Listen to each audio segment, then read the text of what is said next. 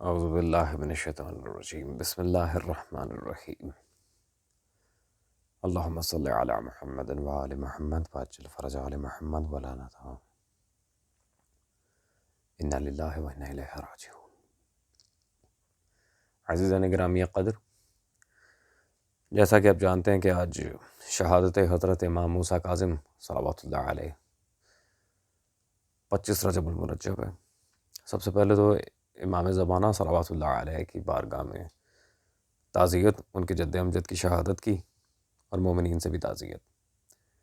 دوسرا یہ کہ آج کے دن اختلافی موضوعات پر گو کہ ہم ویڈیوز بناتے نہیں ہیں، لیکن ایک مجبوری کے تحت کہ حضرت عمر کا دفاع کرتے ہوئے رسول اللہ صلی اللہ علیہ وآلہ وسلم پر جھوٹی تہمت لگائی گئی ہے مرزا علی انجینئر کی طرف سے۔ اور آج کا ٹائٹل جیسا کہ آپ دیکھ چکے ہیں کہ اذان میں اضافہ کس طرح کیا گیا، گو کہ اس طرح کے موضوعات کو ان دنوں ہم ڈسکس کرتے نہیں ہیں، لیکن برداشت جواب دے گئی تھی، لہٰذا اسی لیے مجھے یہ جواب ریکارڈ کروانا پڑ رہا ہے۔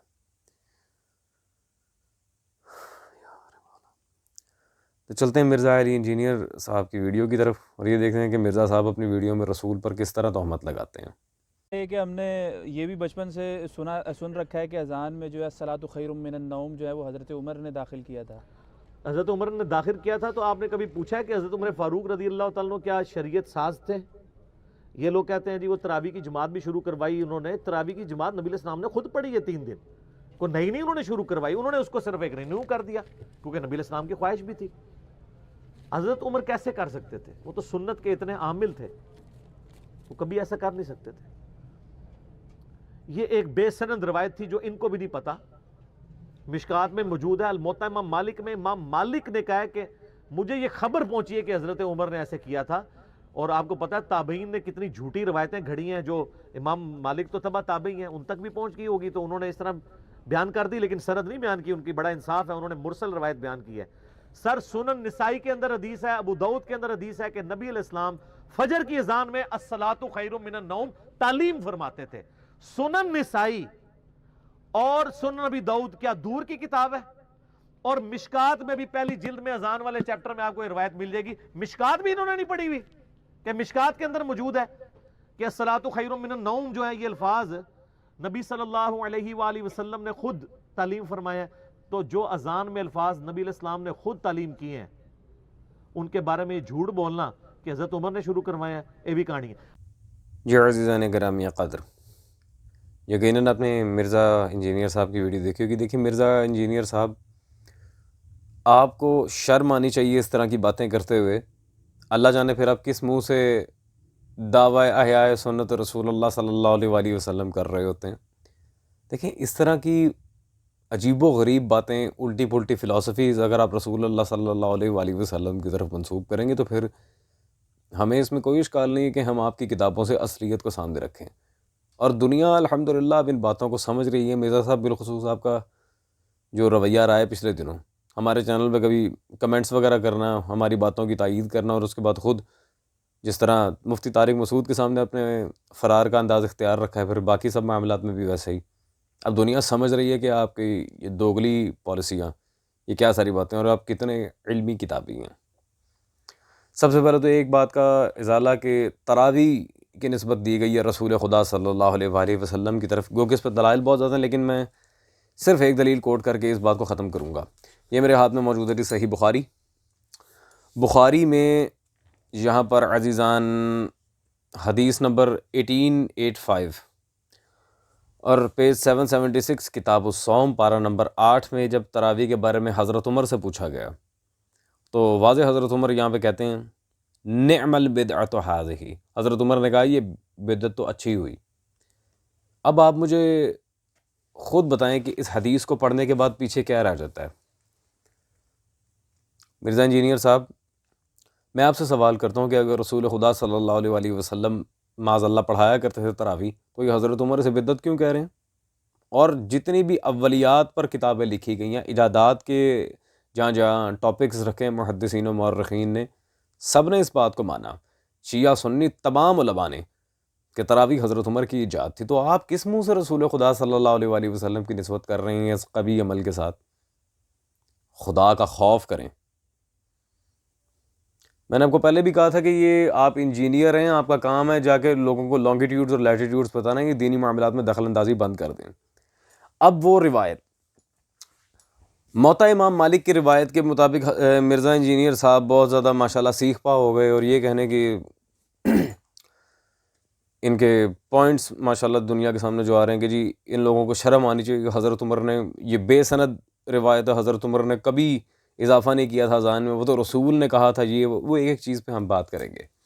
پہلے موطا امام مالک کی روایات کی تصحیح پر میں ذرا محدث اکبر کا قول پیش کر دوں۔ یہ میرے ہاتھ میں موجود ہے، شاہ ولی اللہ محدث دہلوی کی حجت اللہ البالغہ۔ یہ وہ کتاب ہے جسے مرزا علی انجینئر صاحب بھی پریفر کرتے ہیں اور اسے بہت مستند مانتے ہیں۔ یہاں پہ عزیزان کتب حدیث میں طبقوں کے بیان میں باب نمبر 78 78 نمبر چیپٹر میں 227 نمبر پیج پہ شاہ ولی اللہ محدث دہلوی نے موطا امام مالک کے بارے میں یہاں واضح لکھا ہے۔ امام شافعی فرماتے ہیں کہ بعد کلام اللہ کے سب کتابوں میں زیادہ صحیح امام مالک کی موطا ہے۔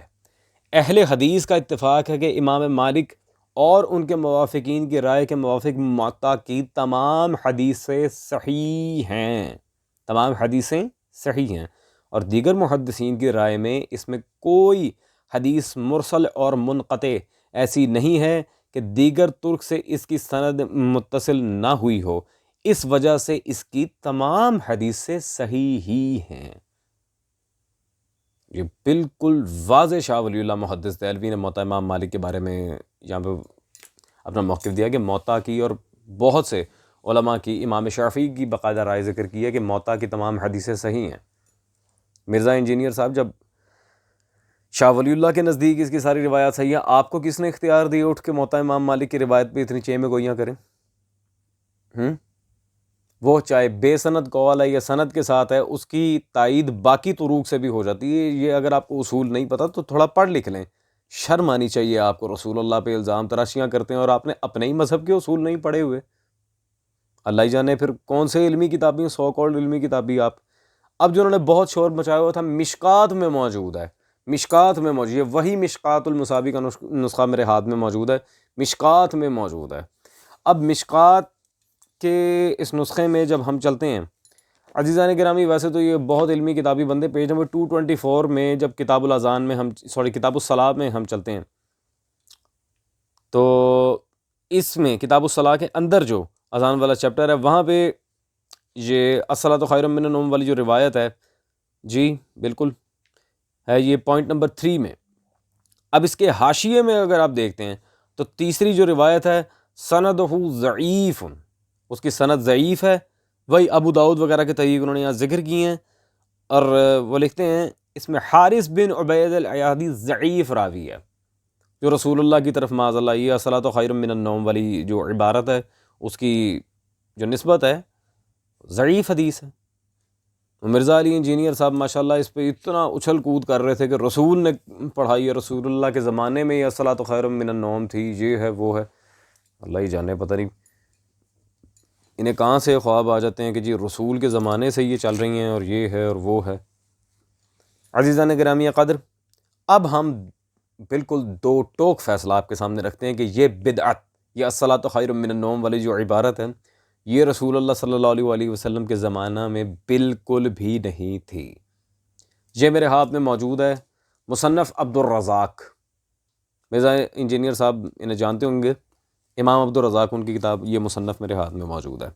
اس کی جلد نمبر اول کتاب الصلاۃ، اور اس باب کی 1831 نمبر حدیث ہے۔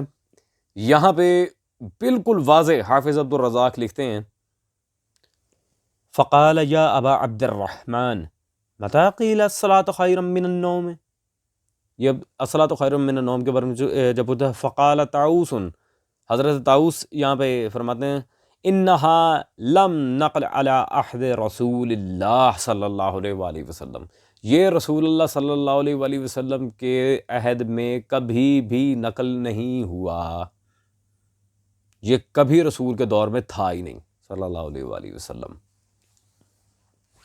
جی مرزا صاحب، آپ نے جو عبارت پیش کی تھی وہ تو رد ہو گئی، آپ کے اپنے اصول کے مطابق وہ ضعیف ہے اور وہ پوری نہیں اترتی، اور مصنف عبدالرزاق کی روایت کے مطابق رسول خدا صلی اللہ علیہ وسلم کے دور میں کوئی الصلاۃ خیر من النوم تھا ہی نہیں۔ لہٰذا میری آپ سے گزارش ہے کہ اگر آپ کو اپنے آپ کو علمی کتابی کہلانے کا اتنا ہی شوق ہے مرزا صاحب، تو خدا را کچھ تحقیق کے بل پہ اس دعوے کو آگے لے کر چلیں اور عوام کو گمراہ کرنا بند کریں، اور یہ بخاریاں اٹھانے سے بندہ بخاری کا عامل نہیں بنتا، بخاری کو پڑھ لیں۔